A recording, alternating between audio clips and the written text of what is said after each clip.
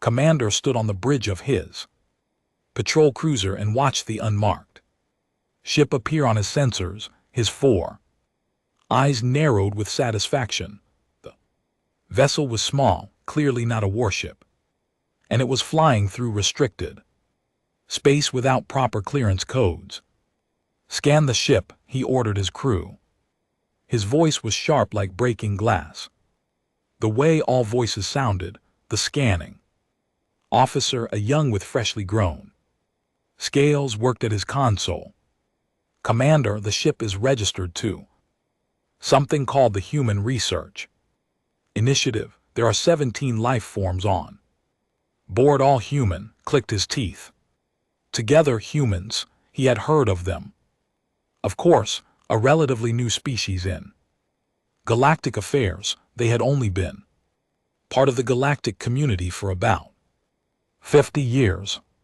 They were soft creatures with no natural weapons, no protective scales, no venomous glands. Had always wondered how such weak beings had survived long enough to reach the stars. "Hail them," he said. The communication screen flickered to life. A human female appeared. She had dark hair and tired eyes. Behind her could see other humans moving around, including some that appeared much smaller than the others. "This is Commander of the Galactic Enforcement Bureau. Your ship is in restricted space without proper authorization. You will power down your engines and prepare to be boarded." Human female nodded slowly. "Commander, my name is Dr. Sarah. We are a scientific research team. Our navigation system malfunctioned and we drifted into this sector by accident. If you check our records, you will see we filed a flight plan that did not include this area." "That is not my concern," replied.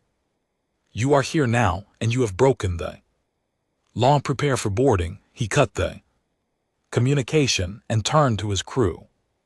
His communications officer, a named I, was staring at his console with a strange expression. Were thin beings with large eyes and pale blue skin. They were known for being nervous creatures. But I looked more than nervous. He looked afraid. "Is there a problem?" I asked. I swallowed hard. "Commander, I have worked with humans before on a trading station near their territory. I noticed something in the scan results that concerns me." "What is it?" "The smaller humans on that ship. They are not small adults. They are juveniles, children." Shrugged his massive shoulders. "And many species travel with their young to bring their larvae everywhere. It changes nothing." Large eyes grew even larger. "Commander, I strongly suggest we contact the Galactic Council before we proceed. Humans are different when it comes to their children, very different." Felt irritation rise in his chest. He had commanded this ship for 12 years. He had detained hundreds of vessels and thousands of beings. He did not need advice from a nervous communications officer about how to handle a ship full of soft, harmless humans. "Return to your station. We will follow standard protocol." I opened his mouth to argue, then closed it. He turned back to his console and noticed that his thin fingers were shaking as he typed something quickly, probably sending a message to his family. "Thought we're always worried about something." The boarding went smoothly. The humans did not resist. They were escorted off their ship in an orderly line, their hands visible as instructed. Counted them as they came aboard: 11 adults and 6 juveniles. The children ranged in size from very small to almost adult-sized, though was not good at judging human ages. One of the smaller ones, a female child with yellow hair, was crying softly. An adult male was holding her hand, and Speaking to her in gentle tones, "It will be okay, Emma," the man said. "Just stay calm, everything will be fine." "I want to go home," the child said. "I want Grandpa." "I know, sweetheart, I know." Watch this exchange with mild curiosity. The adult seemed genuinely distressed about the child's discomfort, which seemed like an overreaction. The child was not hurt, she was simply being detained for processing. It would be over in a few days at most. Separate them ordered his security team, adults in holding cell 3, juveniles in holding cell 7, standard protocol. The effect of his words was immediate and dramatic. Every adult human on the ship went still. At the same moment, it was strange to see, like watching a group of prey animals suddenly sense a predator, but these humans did not look like prey. Their eyes changed, their bodies tensed.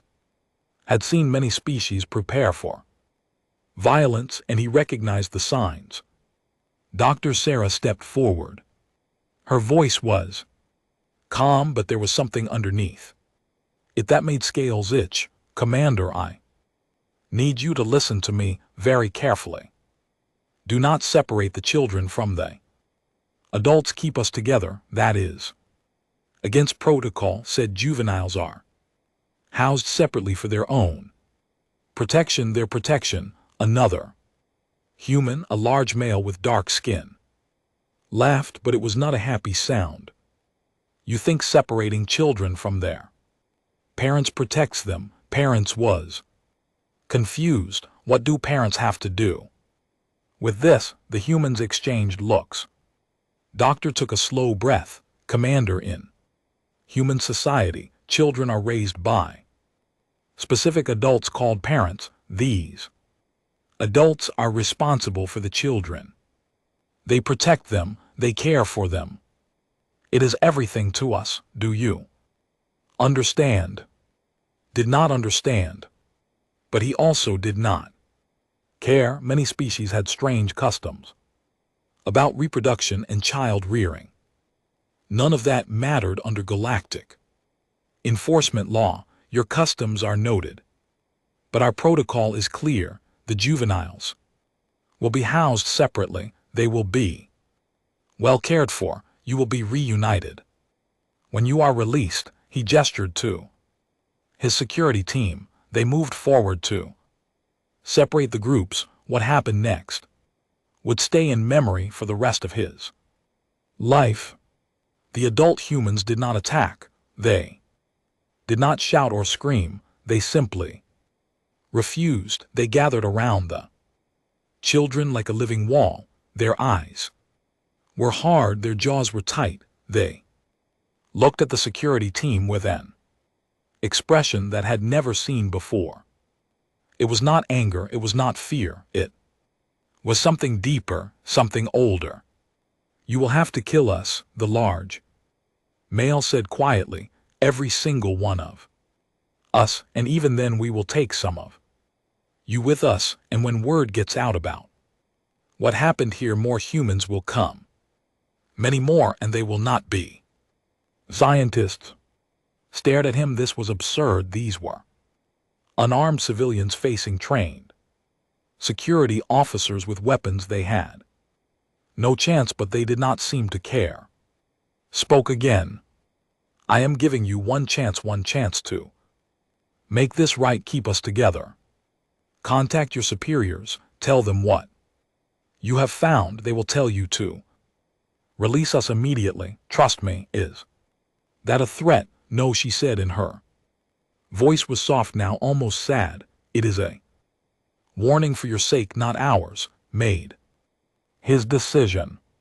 He had not built his career by giving in to threats from detained criminals. He ordered his team to proceed. The separation was ugly. The children screamed. The adults had to be physically restrained. 3 of his security officers were injured, 1 seriously, but in the end the humans were in their cells, adults in one block children in another, as doctor. Was led away, she looked back at one.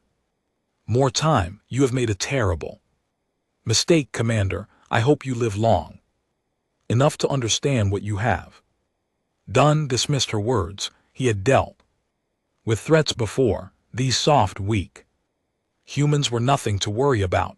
In his quarters, Ida finished sending his anonymous report to the Galactic Council. Then he locked his door, curled into the corner, and waited for the galaxy to respond. He knew it would not take long. Detention Station Omega-7 floated in the darkness between stars. It was a massive structure built to hold thousands of prisoners from hundreds of different species. Administrator X had run the station for 23 years without any major problems. He was proud of his record. He sat in his office reviewing the incoming prisoner transfer from Commander Patrol Cruiser, 17 humans. Minor charges, failure to register a research vessel, improper transponder codes, a small fine, and deportation. Back to human space, nothing unusual. X was a species known for their administrative skills. He had gray skin, 6 fingers on each hand, and a mind that worked like a computer. He processed information quickly and made decisions efficiently. It was why he had been given this job. His console made soft sound. New message. He opened it without much interest. The message was from the Communications Guild. He read it twice because he could not believe what it said. Effective immediately. Communication services are suspended for Detention Station Omega-7. All contracts are canceled. No citizen will work in any capacity with your station until further notice. X blinked his small eyes. This made no sense. There were the best communication specialists in the galaxy. Every major station used their services. Why would they cancel all contracts without warning? Before he could even begin to investigate, his console made another sound, another message. This one was from the Mercenary Coalition. They were the galaxy's most reliable security contractors. They had provided guards for Omega-7 for over 30 years. No member of the Mercenary Coalition will accept any contract within 3 star systems of Detention Station Omega-7. This decision is final and non-negotiable. X felt the first small spark of fear in his chest. Something was very wrong. More messages came. The trading consortium was suspending all supply deliveries. The medical union was withdrawing their doctors from the station. The Galactic Banking Authority was freezing all accounts connected to Omega-7. Then came the message that made X's blood run cold.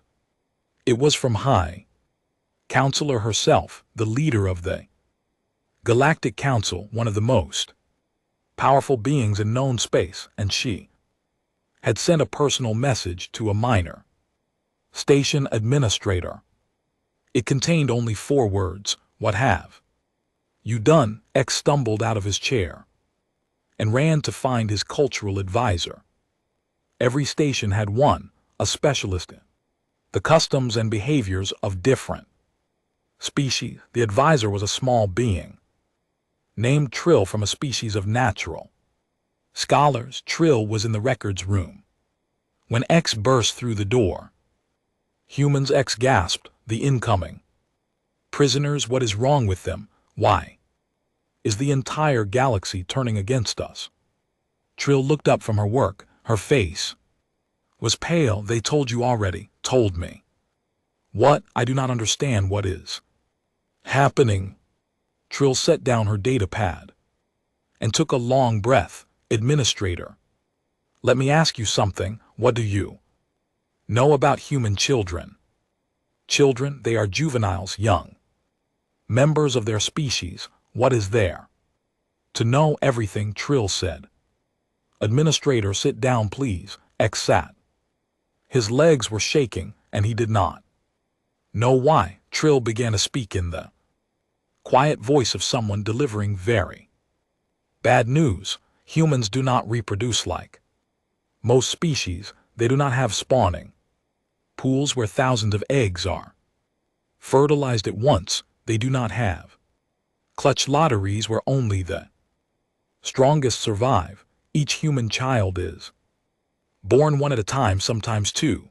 The process takes 9 months and is extremely difficult for the mother. That sounds inefficient, X said. It is.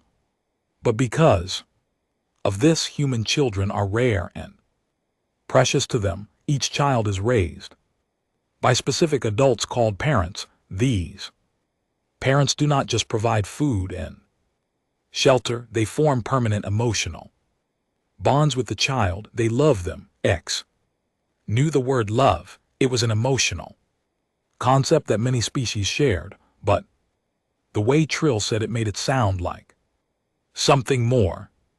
All species care for their young to some degree. X said, this cannot be so different. You do not understand. Trill's voice was firm now. Humans do not just care for their own children. They care for all human children. Every adult human considers every human child to be partially their responsibility. It is built into their nature. They cannot help it. That seems impractical. It is completely impractical. It makes no logical sense. But Administrator, I need you to understand what this means. Humans will die to protect children they have never met. They will kill to protect them. They will destroy everything in their path, and they will not stop. They will never stop. X felt his stomach twist. Surely you are exaggerating. Trill pulled up something on her data pad. Let me tell you about human history. Approximately 300 years ago, on their home world, a group of humans took children as hostages. The children were not harmed. They were just held in captivity for political purposes. Do you know what happened? What? The nation that took those children was destroyed. Completely destroyed. The buildings were burned. The leaders were hunted down and killed. It took years, but the humans did not stop until there was nothing left, and the rest of their species watched and approved. They considered it justice. X said nothing. He could not speak. There is a human phrase, Trill continued. They say that their children are their future, but it is more than that. To a human, children are sacred. Not sacred like are sacred actually. Sacred. Touching them, threatening them, harming them in any way triggers something in the human brain that shuts off all reason, all calculation, all mercy. The children on that ship, X whispered, they are being held in cell Block 7, separated from the adults. Trill closed her eyes. Then we have very little time. X was already running. He shouted orders as he moved through the station. Reunite the humans immediately. Move the children to a comfortable location. Provide food, water, anything they need. Do it now. But even as he ran, he knew something terrible. The messages had already gone out. The galaxy already knew, and somewhere in human space, people were learning that human children had been taken and imprisoned. 17 minutes later, his security chief contacted him. Administrator, we have a problem. The children have been moved, but one of them is missing a personal item, a stuffed animal. It was left on their original ship, which has been impounded. The child is crying and asking for it. Then get it, X shouted. Get it now. We are trying, but the Impound facility is on the other side of the station and the station's long range sensors began to scream. X ran to the command center and looked. At the display, his heart stopped. Ship had just dropped out of faster than light travel at the edge of the system. It was human, it was a warship, and, according to the sensors, it was one of the largest military vessels ever recorded. The ship's name appeared on the identification display, UNS Hammer. Of God, that is impossible, X breathed. The nearest human military base is 32 light years away. They could not have gotten here this fast. His sensor operator looked up with terror in his eyes. Administrator, there are more ships coming, many more. X watched as the display filled with more and more contacts, human warships appearing out of nowhere, surrounding his station like wolves surrounding wounded prey. In cell Block 7, a 9-year-old girl named Emma held a blanket that a guard had given her. She had stopped crying. She was looking at the ceiling as if she could see through it to the stars beyond. They are coming, she said to the other children. I told you they always come. And across the station, humans and aliens alike felt the temperature drop as 47 warships settled into position. Around them, the waiting was over. The humans had arrived. Admiral James had not slept in 31 hours. He stood on the bridge of the UNS Hammer of God and stared at detention station Omega 7 through the main viewing screen. His hands were steady, his voice was calm, but inside a fire was burning that he could barely control. His granddaughter was on that station. Emma, 9 years old, afraid of the dark. She had begged him to let her go on the research trip with her parents. It would be educational, they said. Safe, they said. Now she was in an alien prison cell, and James had brought 47 warships to get her back. Around him, his bridge crew worked in tense silence. They had all volunteered for this mission. Every single person on every single ship had volunteered. When word had spread through human space that children had been taken, there had been no shortage of people willing to respond. Captain Maria Santos approached him. She was his second in command, a veteran of 20 years. Her face was hard as stone. Admiral, all ships are in position. We have complete coverage of the station. Nothing gets in or out without our permission. Casualties if we attack. Estimated 30% of station population. Most would be non-human prisoners and staff. The human prisoners would be at risk as well. Nodded slowly. He had known this already. A direct attack was not an option, not when his granddaughter and 5 other children were inside. Have they responded to our hails? They are trying to establish communication. Now, the station's communication system seems to be experiencing difficulties. Santos almost smiled. I believe the who operated it have resigned. Good, make sure our communication is received. I want to speak to whoever is in charge. The main screen flickered and a gray-skinned alien appeared. He had 6 fingers on his hands and small nervous eyes. This was Administrator X human vessel. This is Administrator X of Detention Station Omega 7. I understand. There has been a misunderstanding. We are prepared to discuss. Administrator X's voice cut through the alien's words like a blade. My name is Admiral James of the United Nations Space Navy. My granddaughter Emma is in your cell Block 7. She is 9 years old. She is afraid of the dark and she left her stuffed elephant on the ship that your commander impounded. X's gray face went even paler. Admiral, I assure you the children are being well cared for. We have already moved them to a more comfortable location. We are doing everything we can to. Administrator held up a hand. Stop talking, listen. X fell silent, took a slow breath. When he spoke again, his voice was soft, almost gentle, but there was something underneath it that made X's six-fingered hand start to shake. I am not going to threaten you.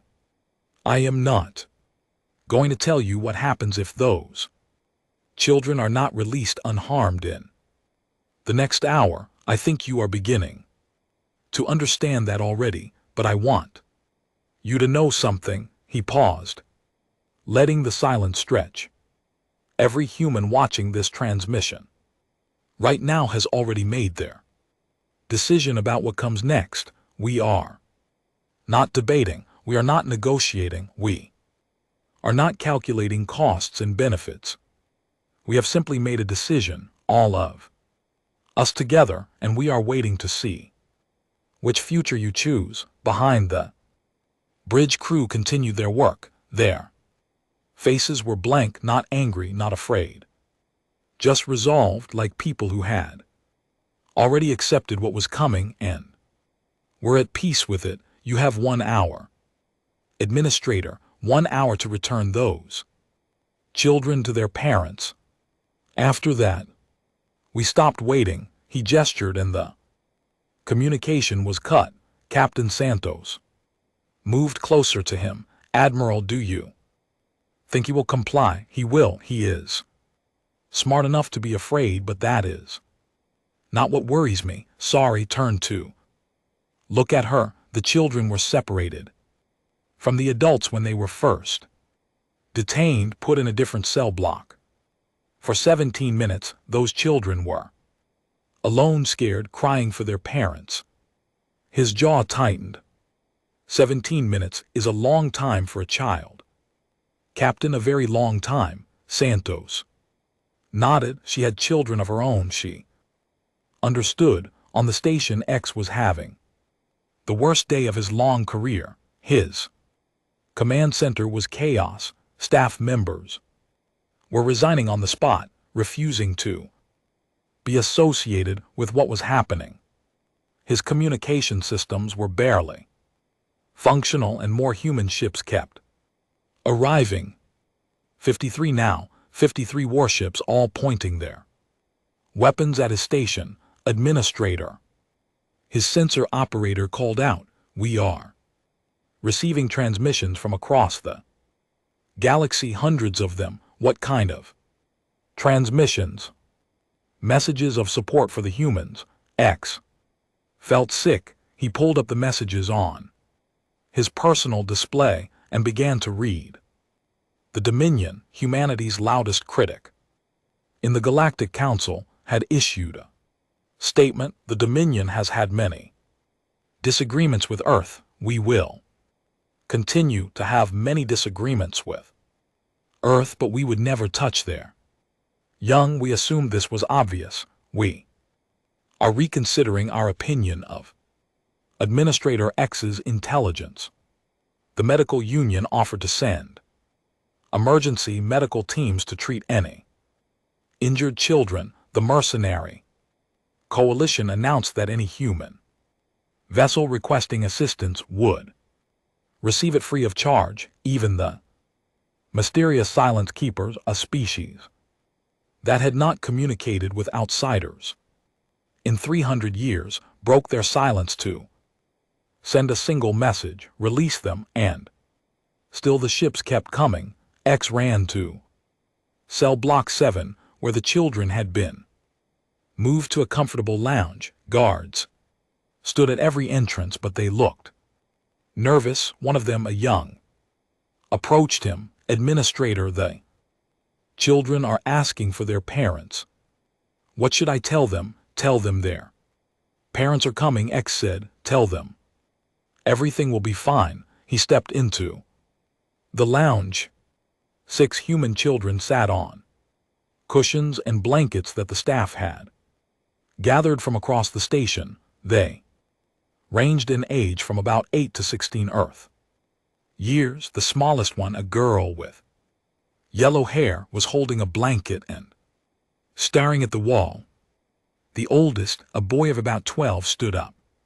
When X entered, he walked toward the administrator with a calm that seemed wrong for someone so young. "You are in charge here," the boy said. It was not a question. "Yes, I am Administrator X. I want you to know that you are safe. We are going to return you to your parents very soon." The boy nodded. "I know they are here. We can feel it, feel it.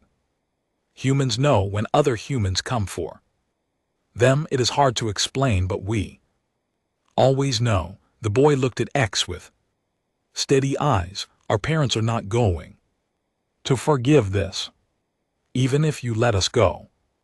Even if nothing bad happens to us, I am sorry. That is just how they are." "I understand," X said, and he was beginning to know. The boy said quietly, "You do not, but you will." Outside the station, the 61st human ship arrived, then the 62nd, then the 63rd.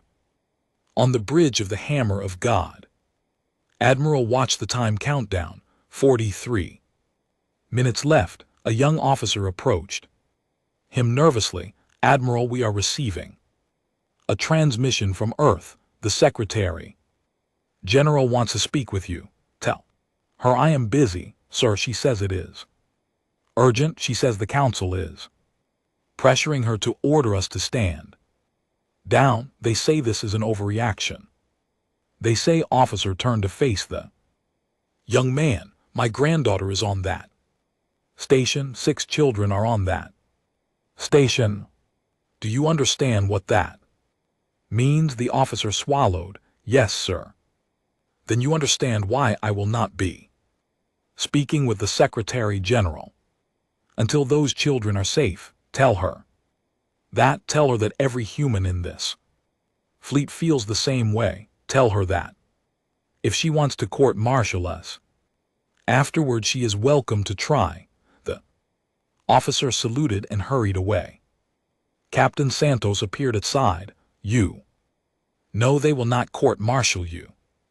The entire population would revolt." "I know," smiled grimly. "That is what the Council does not understand. This is not a military operation. This is not a political operation. This is every human in the galaxy saying the same thing at the same time. You do not touch our children." On his display, the countdown continued. 37 minutes. And on the station, Administrator X began preparing the children for transfer. He had made his decision. It was not a brave decision. It was not a principled decision. It was a survival decision because James had not threatened him. He had not needed to. The message was clear in every silent ship, every blank face, every second of patient waiting. The humans were not bluffing. They never bluffed. Not when it came to this. The Galactic Council chamber was in chaos. Representatives from 100 different species shouted at each other across the vast circular room. Holographic displays flickered with news feeds from detention Station Omega 7, and at the center of it, all High Counselor tried desperately to maintain order. It was ancient even by the standards of her long-lived species. She had seen empires rise and fall. She had witnessed wars that burned across entire star systems, but she had never seen anything quite like this. "Order," she called out, her voice amplified by the chamber systems. "There will be order." The shouting continued. The ambassador, a massive reptilian being with armored scales, was pointing at the representative. "Your patrol commander started this disaster. Your species is responsible." The representative, a smaller version of Commander spread his 4 arms in a gesture of helplessness. He followed standard protocol. How was he supposed to know that humans were insane about their offspring? Everyone knows, shouted the delegate. We have been telling everyone for 50 years. Humans are different, their children are untouchable. Did no one listen? Slammed her staff against the floor. The sound cut through the noise like thunder. Enough. The question is not who is responsible. The question is what we do now. She gestured, and a holographic display appeared in the center of the chamber. It showed detention station Omega-7, surrounded by what now looked like over 70 human warships. The humans have made their position clear. They want the children released. They have not attacked. They have not issued threats. They are simply waiting. Then let them wait, the representative said. This is a matter of law. Those humans were in restricted space. They broke regulations. We cannot simply release them because their species brought warships. A new voice spoke from the edge of the chamber.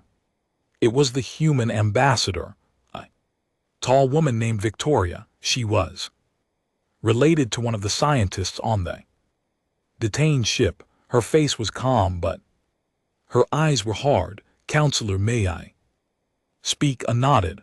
The floor recognizes ambassador. Victoria walked to the center of the chamber. Every eye in the room turned to her. My fellow representatives, I want to explain something that I think many of you do not understand. This is not about law. This is not about protocol. This is not even about politics. She paused, looking around the room. When I was 6 years old, I fell into a river near my home. The current was strong. I could not swim. I was drowning. My father jumped in after me. He could not swim either. He nearly died saving me. She let that sink in. Afterward, I asked him why he did it, why he risked his life when he knew he might die. Do you know what he said? No one answered. He said there was no decision. He did not think about it. He did not calculate the risks. He saw his child in danger and he jumped. He said that if he had let me drown, he would not have wanted to live anyway. That is what human parents are. That is what all humans are when it comes to children. The ambassador shifted uncomfortably. Ambassador, we understand that humans care for their young. Many species do. But this response seems excessive. Excessive, Victoria smiled, but there was no warmth in it. Ambassador, let me tell you what excessive looks like. 300 years ago, a nation on our world called the United States had its financial center attacked. 3,000 people died. Response was 20 years of war that cost trillions of currency units and hundreds of thousands of lives. That was for 3,000 adults. She leaned forward. Now imagine what we would do for children. Not 3,000, just six children scared and alone in an alien prison. How many ships would we send? How many soldiers? How much would we spend? The answer is simple. Whatever it takes. Everything we have. Everything we are. The chamber was silent. This is not a threat, Victoria continued. I am not here to threaten anyone. I am here to explain reality. You cannot stop what is happening at that station. You cannot negotiate with it. You cannot reason with it. You can only understand it and then get out of the way. High Counselor spoke carefully. Ambassador, what do you suggest the council do? Nothing. There is nothing for you to do. Administrator X will release those children, or he will not. If he does, this will become a minor diplomatic incident. If he does She did not finish the sentence. She did not need to. The delegate, a warrior from a species of professional soldiers, stood up. I have fought humans before in the border skirmishes 40 years ago. They are not the strongest species. They are not the fastest. Their technology is not the most advanced, but I learned something in those battles. He looked around the room with his single remaining eye. Humans do not know when to quit. They do not understand the concept of acceptable losses. They will fight when they should surrender. They will die when they should retreat. And when they are fighting for something they believe in, they become something else entirely, something that does not follow the rules of war that the rest of us understand. He sat down heavily. I am glad I am not on that station. In her private office, High Counselor received a report from her intelligence services. She read it 3 times to make sure she understood. Across human space, millions of people had dropped everything they were doing. When word spread about the detained children, parents left work without explanation. Soldiers reported for duty without being called. Ships that had been in dock for repairs suddenly became operational. The entire species had mobilized in less than 12 hours. There was no government order, no official announcement. Humans simply responded like a single organism reacting to a threat. The report included a quote from a human news broadcast. A reporter had interviewed a random citizen on the street asking why so many people were volunteering to help. Those are our kids, the citizen had said. It doesn't matter that I've never met them. It doesn't matter that they're 30 light years away. They're human children and someone took them. What else are we supposed to do? I sat down the report and rubbed her tired eyes. She had led the Galactic Council for 60 years. She had maintained peace between species that hated each other. She had negotiated treaties that saved billions of lives, but she had no idea how to handle this. The humans were not threatening war. They were not making demands. They were not even angry, not in the way she understood anger. They had simply decided that they were going to get their children back, and they were waiting to see if anyone was foolish enough to stand in their way. Message arrived from detention station Omega 7. Administrator X was preparing to release the prisoners, all of them. The children would be returned to their parents within the hour. I felt a wave of relief wash over her. Then another message arrived. This one was from human space. It was a list of names, thousands of names. These were humans who had already begun traveling toward Omega 7. Ships filled with volunteers, soldiers, medical personnel, counselors, all of them coming to help. Even though the crisis was already ending, they had not been ordered. They had not been asked. They were simply coming, because that is what humans did. High Counselor looked at the list for a long time. Then she called her aide. I want you to prepare a new protocol for first contact situations. When we encounter new species, I want them warned about humanity within the first hour of diplomatic relations. What should the warning say, Counselor? A thought about her words carefully. Tell them that humans are mostly harmless, cooperative even, but tell them that human children are sacred, not sacred like our sacred, actually sacred. Tell them not to test this. Tell them that species have tried. She paused. And tell them that those species are no longer species. The aide nodded and hurried away. And across the galaxy, Beings of every shape and size watched the events at Omega-7 unfold. They watched the human ships hold their positions. They watched Administrator X prepare his surrender, and they learned something new about the soft, weak species that had only recently joined the galactic community. Humans were not weak, they were patient. And there was nothing in the universe more dangerous than a patient human with a cause worth fighting for. The shuttle that carried the children from detention Station Omega-7 was piloted by Administrator X himself. It was not required. Any pilot could have done the job, but X understood that this was more than a prisoner transfer. It was a surrender. He flew slowly and carefully, his six-fingered hands steady on the controls. Behind him, the 6 children sat quietly. They were not crying anymore. They were not afraid. They knew their parents were waiting. The UNS Hammer of God grew larger in the viewport until it filled the entire view. It was the biggest warship X had ever seen, and yet as his shuttle approached the landing bay, it looked almost gentle, like a parent opening their arms to receive a child.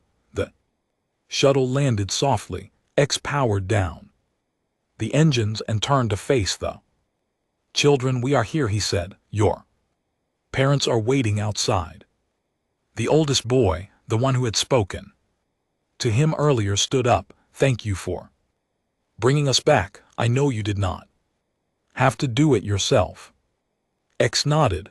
"I wanted you to know that not all aliens are like Commander. Some of us understand, some of us are sorry."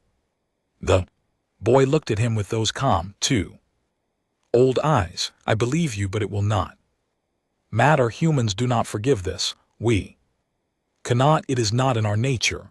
The shuttle door opened. What happened next was broadcast across the galaxy. Every news feed, every communication channel, every screen on every station showed the same images. The children walked out of the shuttle and into the arms of their parents. The sounds they made were not words. They were something deeper, something primal. The sound of families broken apart and put back together.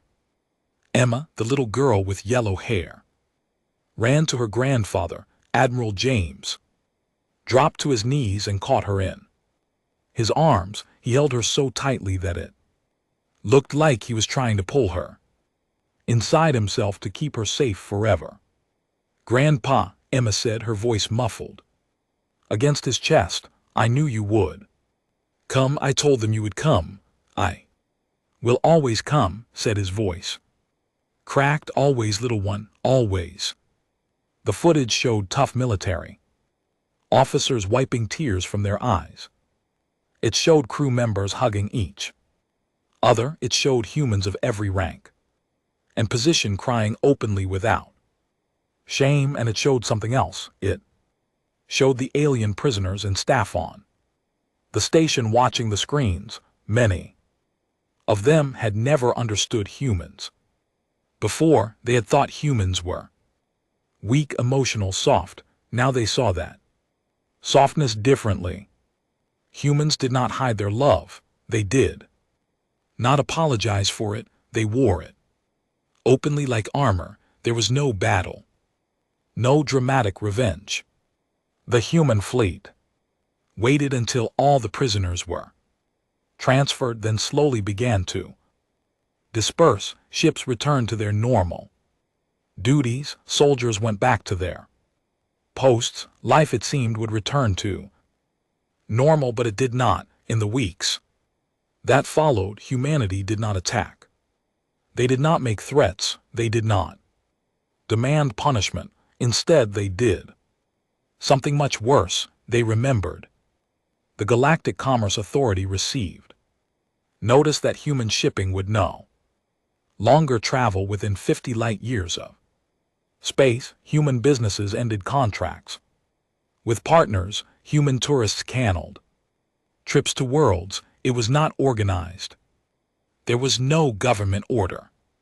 Individual humans simply made individual choices, millions of them all pointing in the same direction. Human universities quietly removed students from exchange programs. Human hospitals stopped sharing medical research with scientists. Human entertainment companies refused to license their content to networks. The economic impact was devastating. The government sent formal apologies. They sent gifts. They sent diplomats. None of it mattered. "We are sorry," the ambassador said in a meeting with human representatives. Commander acted alone. He did not represent our species. "What more do you want us to do?" The human representative, a middle-aged man with a tired face, shook his head. "You do not understand. This is not something we are doing. This is something that is happening." Millions of humans learned that it took children from their parents and put them in cages. They are not going to forget that. They are not going to forgive that. It is not a choice. Then what can we do? Wait. In a few generations, the humans who remember this will be gone. Their children might be willing to start over. Until then, there is nothing you can do except the consequences. The ambassador stared at him. "Generations? You expect us to wait for generations?" "Yes, that is how long humans remember. When you hurt their children." Commander was extradited to human space for trial. The galaxy watched, expecting human justice to be swift and violent. Instead, it was careful and fair. Received legal representation. He was allowed to speak in his own defense. Every procedure was followed correctly. And in the end, he was found guilty of unlawful detention and child endangerment. His sentence was 40 years in a human prison. 40 years, the ambassador said when he heard the news. "That is all I expected. Them to execute him. That is the point," High Counselor replied. "Execution would be quick. It would be over. Instead, we'll spend 40 years in a cell surrounded by humans, knowing that every guard and every prisoner knows what he did. He will have to live with what he has done. For humans, that is a worse punishment than death." Administrator X resigned from his position 6 months after the incident. He could not face the daily reminders of what had happened on his station, the looks from his staff, the whispers in the corridors, the knowledge that he had almost been responsible for something terrible. He retired to a small colony world on the edge of civilized space. He never spoke about the incident publicly, but sometimes late at night he would think about the boy who had warned him. "Our parents are not going to forgive this, even if you let us go. I am sorry. That is just how they are." The boy had been right. The humans had not forgiven. They had been kind about it in their strange way. They had not destroyed his career or sought personal revenge. They had simply never forgotten. And that was worse. 10 years after the Omega-7 incident, a new edition of the Galactic Encyclopedia was published. The entry on humans had been completely rewritten. Snorts, the old version, had described humans as a young species with limited military capabilities and an unusual social structure. The new version was different. Humans are a highly social species with an unusual relationship to their offspring. Unlike most species, human children are raised by specific adults called parents who form permanent emotional bonds with them. This bond extends beyond the biological parents to include the entire Species, all adult humans consider all human children to be their responsibility. This trait has significant implications. For relations, threatening human children triggers a collective defensive response that overrides normal rational behavior. Humans will sacrifice anything, including their own lives, to protect their young. New species are advised to treat human children with extreme caution and respect. Historical records indicate that species who have threatened human children have faced severe consequences, including economic isolation, military action, and in some cases, extinction. The safest approach when encountering human children is to treat them with the same care you would treat your own species' most sacred objects. If in doubt, do not interact with them at all. The entry concluded with a simple warning: human children are not to be touched. This is not a suggestion. And in schools across human space, children learned about the Omega-7 incident as a footnote in their history classes, a minor diplomatic crisis, quickly resolved. Most of them barely remembered it by the time they graduated. They did not realize they were the reason the galaxy had learned to fear. They did not know that every alien species now trained their children to recognize human young and keep a respectful distance. They did not understand that their very existence had changed the balance of power in the galaxy. They were just children after all, sacred, precious human children. And the galaxy would never forget. Far away on a quiet human colony, an old woman named Emma sat on her porch and watched her play in the garden. Her grandfather had passed away many years ago, but she still remembered his arms around her, his voice promising that he would always come. She smiled and called to her, "Come inside, little ones, time for dinner." They ran toward her, laughing, completely unaware that they were the most protected beings in the known universe, because they were human children and the galaxy had learned its lesson forever.